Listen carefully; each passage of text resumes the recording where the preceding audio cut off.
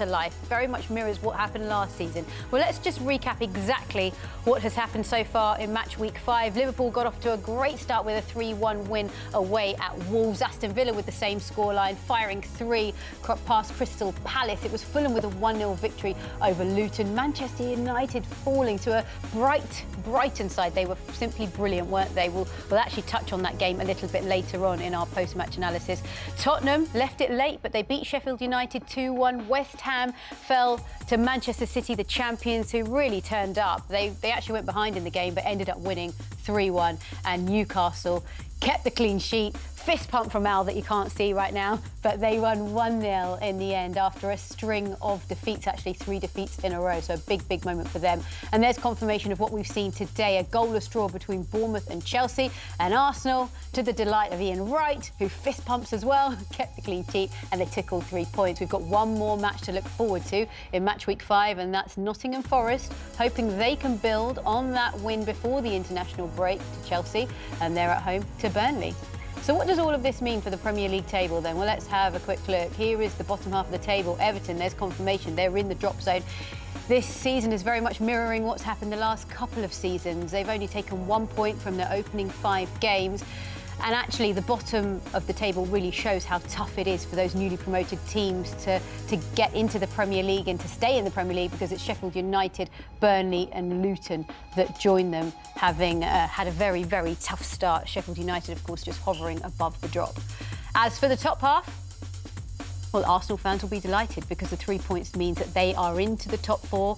They are level in points with Tottenham and Liverpool. Don't forget, the North London derby is next weekend between Arsenal and Tottenham, so that is going to make that a juicier fixture. And Manchester City, well, flying high, the perfect start to this season with 5 wins from their opening 5 games.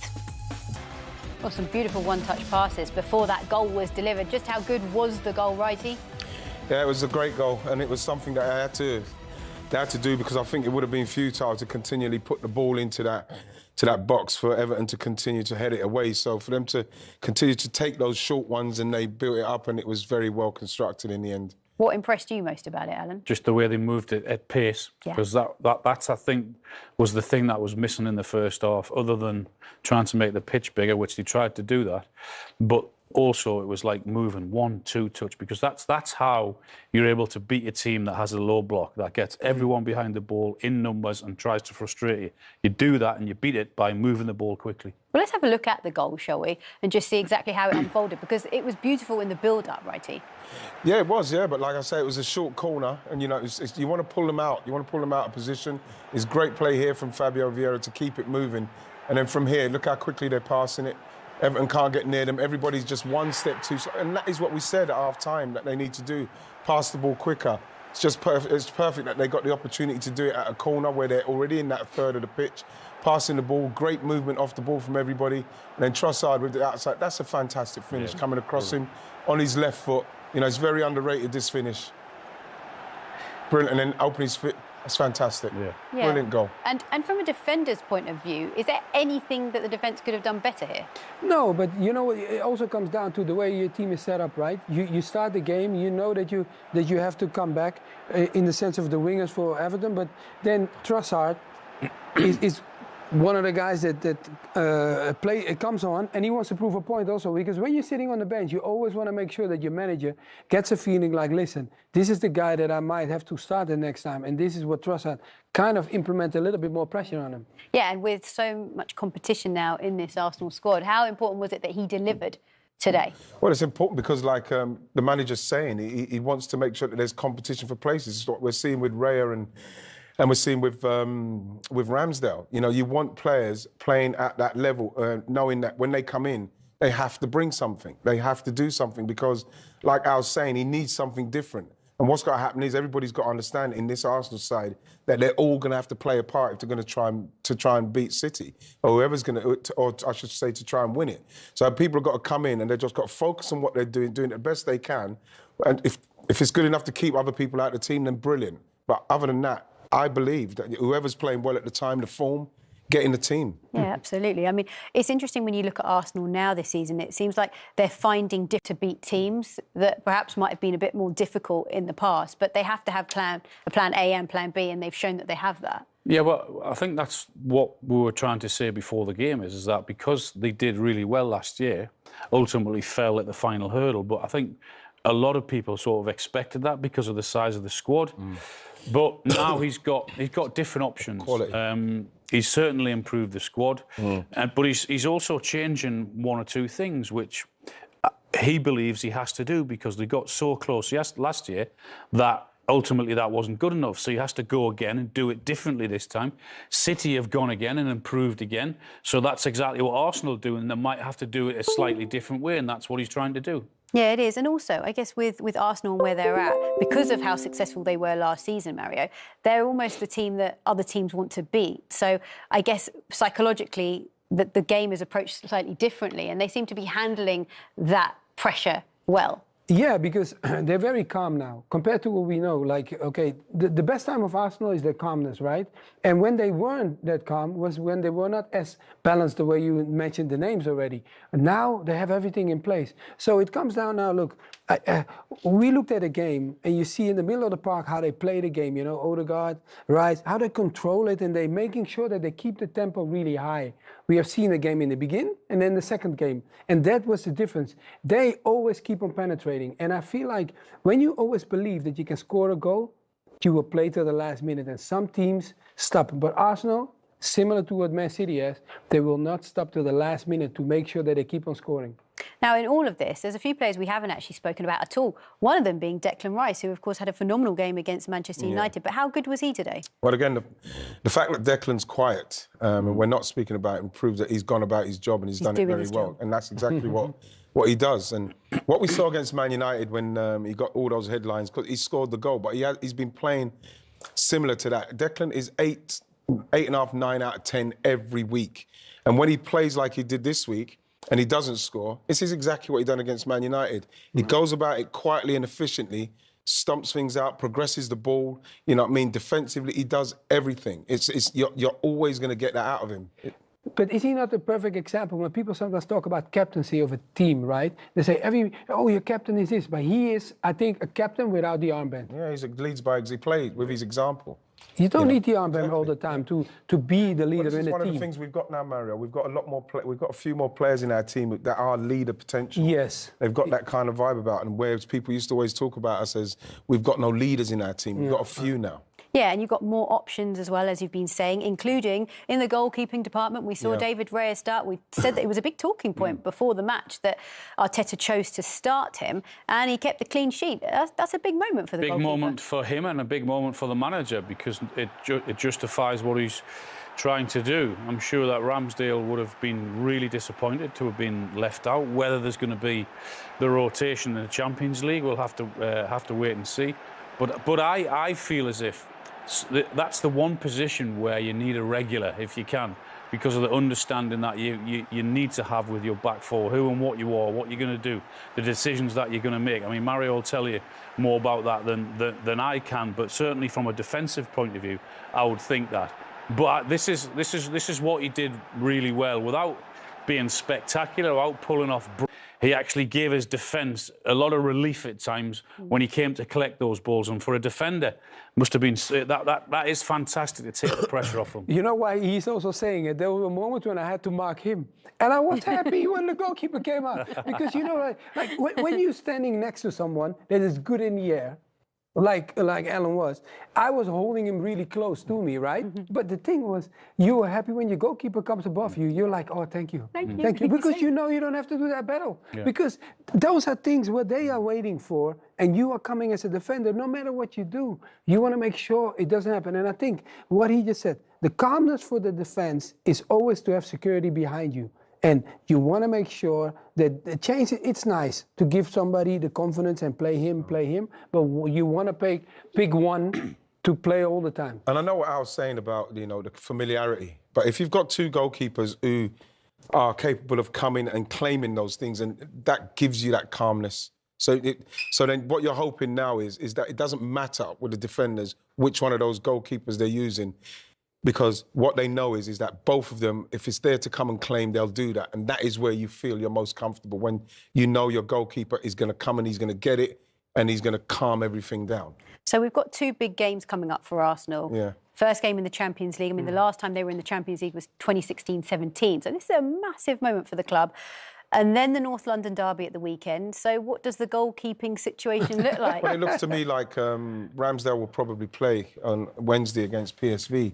And then it will come down to then what Mikel's going to have to deal with now is every week, every other week now, people are going to be thinking, well, is it going to be Ramsdale or is it going to be Raya? You know, the main thing is that they're not different in the way they're doing it. So as it makes the defenders have to think differently. You know, that's the main thing. But it's going to be a question that Mikel's going to probably have all the time now. Well, who's he going to play on Wednesday, which I think could be Ramsdale. And I think that Ramsdale will probably play the week after. I think all we've known in our careers, unless you can tell me something different, I can't think of many times where there's a football club rotated their goalkeepers week in, week out, whether it's Champions League or I know it might be different in the Carabao Cup or the FA Cup or whatever, but in terms of the 2 most important competitions, the Champions League and the League, it'd be really interesting and fascinating to see what Mikel decides to do, whether he wants to, he goes for the method of trying to keep them both happy, which is going to be very difficult, or he says, no, from now on, you're my number 1 until you make a mistake, and then it's someone else's turn.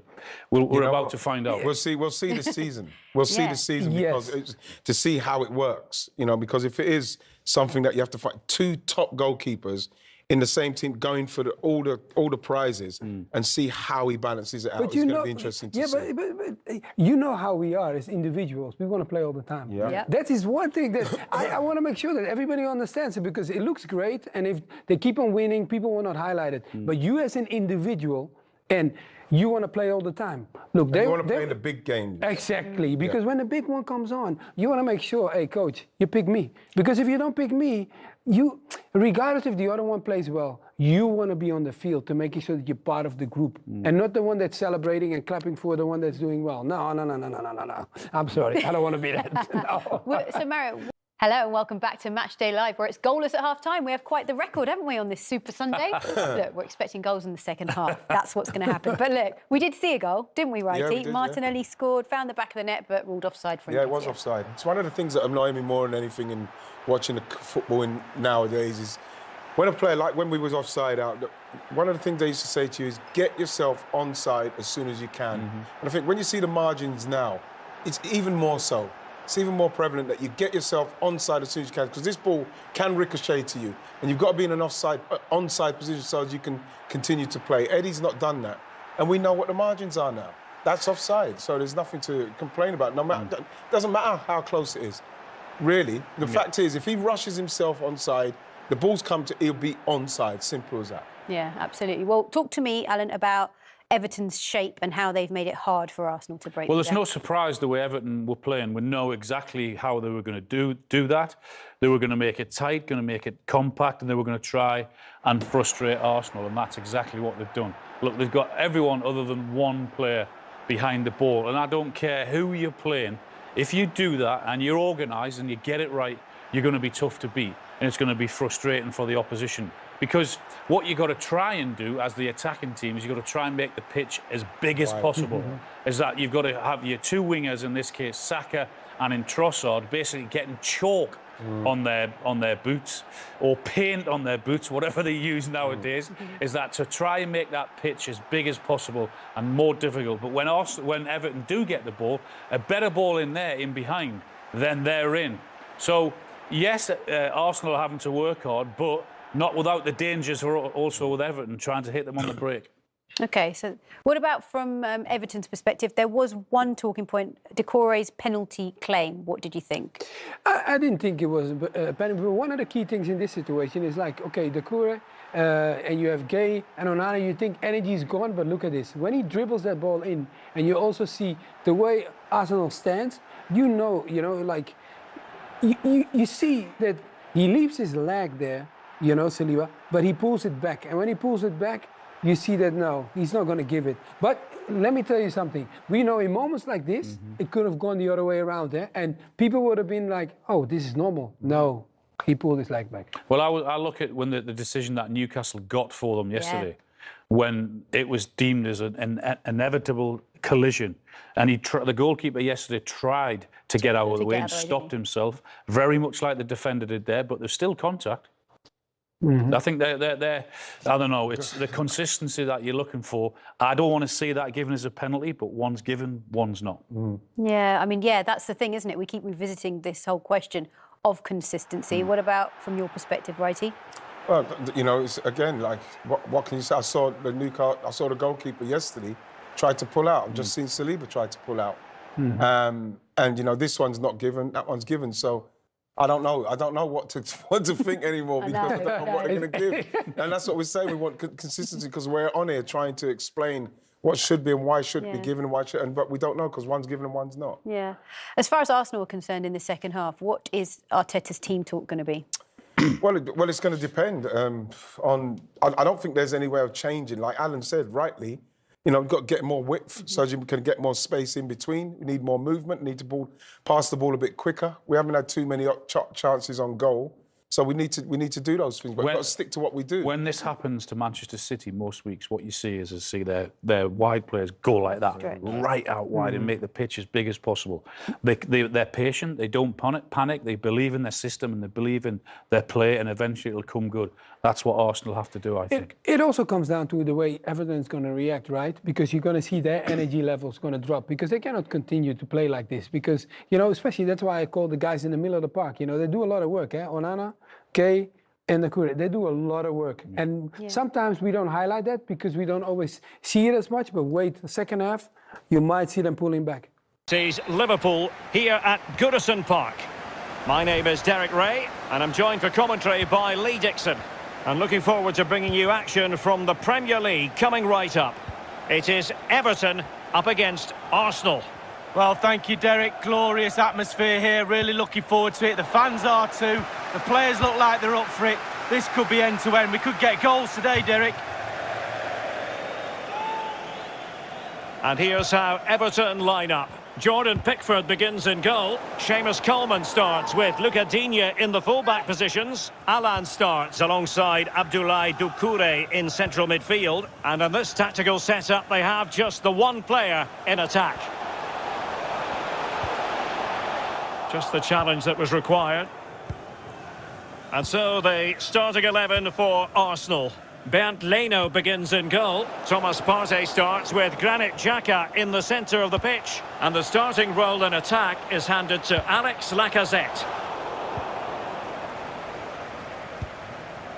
Granit Xhaka. Well, he really is danger personified, but in this game, Lee, what do you think we might see from him? Well, when you're playing against a player, sometimes you're trying to look at what his qualities are. Is he a good hold-up player? Is he quick? Is he this? Is he that? But when somebody tells you he's a finisher, you know you're in big trouble. Richarlison. Sigurdsson must take the lead here. And they have. You've got to say, it has been coming. Well, here's the replay, and it's a decent save at first. Not too sure he could have done much better. But in the end, he's got to be disappointed because it ends up in the onion bag. A bit unlucky for me.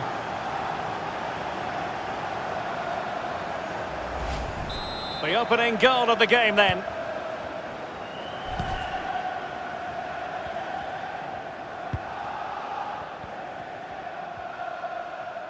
Advantage, Arsenal. Lacazette.